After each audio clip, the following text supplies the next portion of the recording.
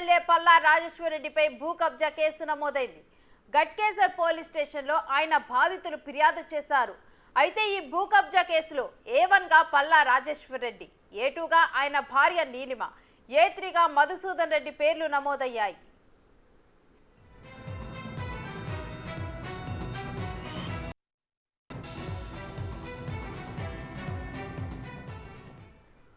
కొర్రేముల్లా survey number 996లో flat కబ్జా చేసినట్లుగా పల్లా రాజేశ్వరరెడ్డి కుటుంబంపై ఆరోపణలు వచ్చాయి. 38 ఈ హోల్డర్స్ రిజిస్ట్రేషన్ చేశారంటూ కబ్జాకు యత్నం చేశారని బాధితులు అంటున్నారు. అధికారాన్ని అడ్డం పెట్టుకొని గత 10 ఏళ్లుగా 200 మందిని పల్లా కుటుంబం నానా ఇబ్బందులకి గురిచేస్తోందని వాపోతున్నారు. తాము చెప్పిన ధరకు ఇవ్వకపోతే ప్లాటు దక్కనివ్వమంటూ బెదిరించారని పోలీసులకు ఫిర్యాదు చేశారు. 300 ప్లాట్లలో 160 ప్లాట్లు తక్కువ ధరకే కొనుగోలు చేశారని చెబుతున్నారు. రోడ్లు, పార్క్ ప్లేస్ కబ్జా చేసి ఆసుపత్రి నిర్మాణం చేపట్టారని మరో విషయాన్ని బయటపెట్టారు.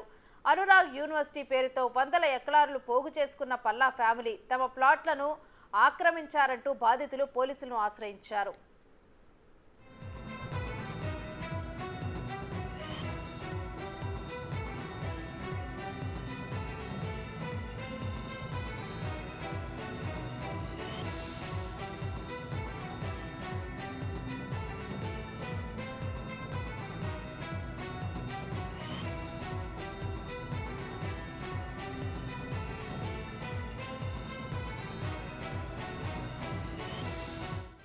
బీఆర్ఎస్ ఎమ్మెల్యే పల్లా రాజేశ్వరరెడ్డిపై భూ కబ్జా కేసు నమోదైంది. గట్కేసర్ పోలీస్ స్టేషన్లో ఆయన బాధితులు ఫిర్యాదు చేశారు.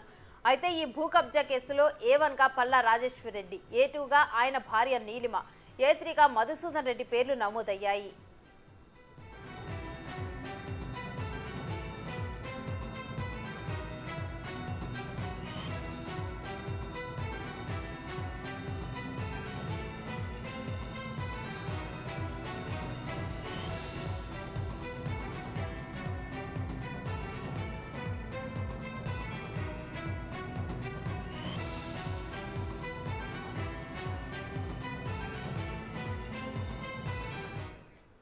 ఇక ఇదే అంశానికి సంబంధించి మరింత సమాచారం మా ప్రతినిధి సుజాత లైవ్ లో అందిస్తారు.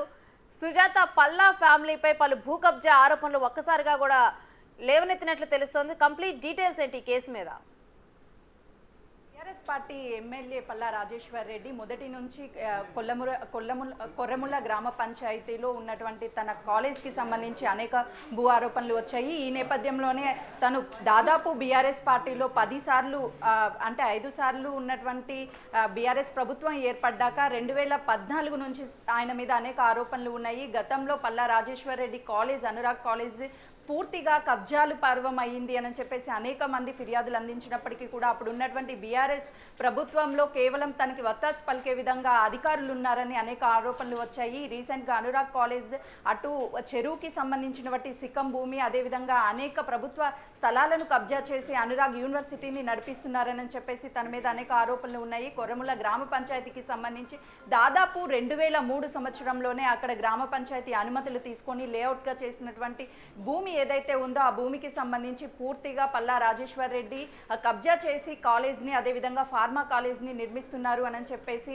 కంప్లైంట్ ఇచ్చినప్పటికీ గతంలో ప్రభుత్వంలో తన అధికారంలో ఉండి మొత్తం అధికారంతో అయితే మాత్రము కేసులను తప్పుదారి పట్టించే ప్రయత్నం చేస్తూ అటు పోలీసు ఉన్నతాధికారులతో కూడా చేతులు కలిపారు అని అనేక ఆరోపణలు వచ్చాయి. ఈ నేపథ్యంలోనే అంటే 2003లో రిజిస్ట్రేషన్ అయినటువంటి ఏదైతే భూమి ఉందో ఆ భూమిని దాదాపు కొన్ని సంవత్సరాల పాటు కొంతమంది కౌలుదారులు కౌలుకి వ్యవసాయాలు పండించినటువంటి సమయంలో కేవలము తర్వాత దాన్ని ఫ్లాట్లుగా అంటే అగ్రికల్చర్ ల్యాండ్ని మొత్తం కూడా నాన్ అగ్రికల్చర్గా రిజిస్ట్రేషన్లు చేసుకొని ఒక లేఅవుట్ని క్రియేట్ చేసి వెంటనే అక్కడ ఉన్నటువంటి భూ బాధితులు ఎవరైతే ఉన్నారో లేఅవుట్లో ఉన్నటువంటి ఫ్లాట్స్ని కొంతమంది స్థానికంగా ఉన్నటువంటి వ్యక్తులు కొనుగోలు చేసి వాళ్ళ ఇళ్ల నిర్మాణాన్ని అనేది 2003 నుంచి అయితే మాత్రము కొనసాగిస్తున్నారు. కానీ 2003 నుంచి అంటే మొత్తం దాదాపు 50 మంది వరకు వరకు 13 ఎకరాల్లో ఇంటి నిర్మాణాలు చేసుకొని వాళ్ళు జీవనం సాగిస్తున్నటువంటి పరిస్థితి. మిగతా ఫ్లాట్స్ అనేవి రిజిస్ట్రేషన్ చేసుకొని బౌండరీస్ పెట్టకుండా కేవలము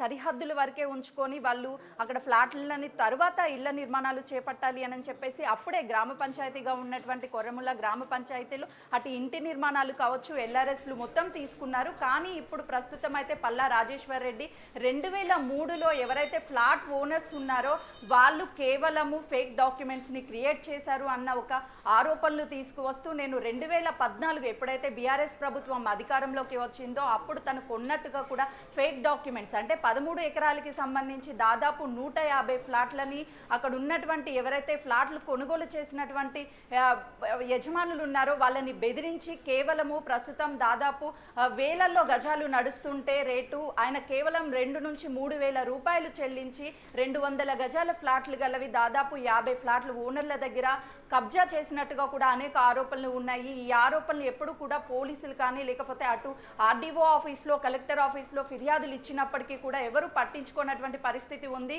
కాంగ్రెస్ ప్రభుత్వం వచ్చాక కేవలము అటు ప్రభుత్వ భూములు కావచ్చు లేకపోతే ఎవరికైనా సరే ఎలాంటి సమస్య వచ్చినా కబ్జాలు చేసిన వారి మీద కంప్లైంట్స్ ఇవ్వడానికి కూడా అటువైపు ప్రజావాణి నిర్వహించడంతో పాటు అటు అధికారులు కూడా వెంటనే ఇచ్చినటువంటి ఫిర్యాదుల్ని తీసుకోవాలి, వాళ్ళకి బాధితులకి న్యాయం చేయాలి అని ఏదైతే కాంగ్రెస్ ప్రభుత్వం ఏర్పడ్డాక రేవంత్ రెడ్డి సర్కార్లో కీలక నిర్ణయం తీసుకున్నారు. ఈ నేపథ్యంలో ఈ భూ బాధితులు ఎవరైతే ఉన్నారో కొర్రముల్లో ఉన్నటువంటి భూ బాధితులందరూ పోలీస్ స్టేషన్కి వెళ్ళడం అక్కడ ఫిర్యాదు చేయడం జరిగింది.